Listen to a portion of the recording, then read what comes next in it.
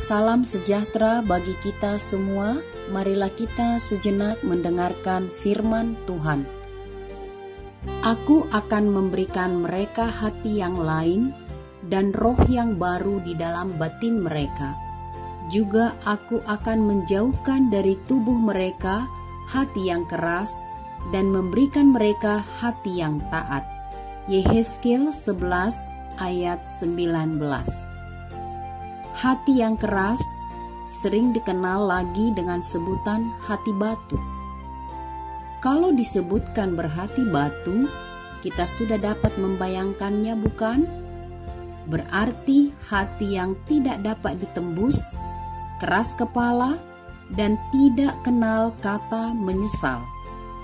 Hati batu atau hati keras ini tidak mengenal belas kasih, kebenaran, dan keadilan.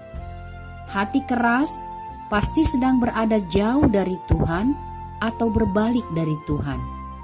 Tidak ada yang dapat dilakukan orang yang berhati keras selain melakukan kejahatan, melawan atau memberontak kepada perintah Tuhan.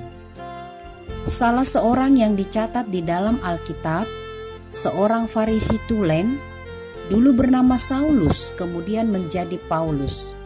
Dengan tanpa ampun, tanpa hati, ia menganiaya para pengikut Yesus. Hingga akhirnya, Yesus menemuinya dalam perjalanannya ke Damsyik dalam rangka mengejar orang-orang yang percaya kepada Yesus Kristus.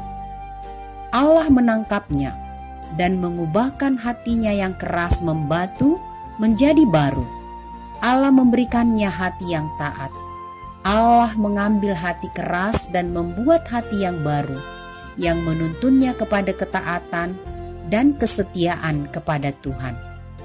Apa yang Nabi Hezekiel katakan kepada umat berlaku bukan hanya pada masa lampau, tetapi hingga kini, sekarang, di waktu mendatang, dan sampai selama-lamanya. Allah Tuhan kita berkuasa untuk mengubahkan atau menghancurkan hati yang keras menjadi lembut dan taat. Hati yang baru yang berasal dari Allah menolong setiap orang untuk hidup menurut ketetapan Allah dan peraturannya dengan setia, sehingga kita menjadi milik Tuhan dan Dia menjadi Tuhan kita. Hanya Tuhan yang dapat mengubah hati menjadi baru dan taat, terisi oleh cinta kasih, kebenaran dan kebaikan dari Tuhan. Hati yang setia melayani adalah pemberian Tuhan. Mintalah Tuhan mengubah hati kita menjadi baru dan taat setia pada kebenaran firman Tuhan. Amin. Mari kita berdoa.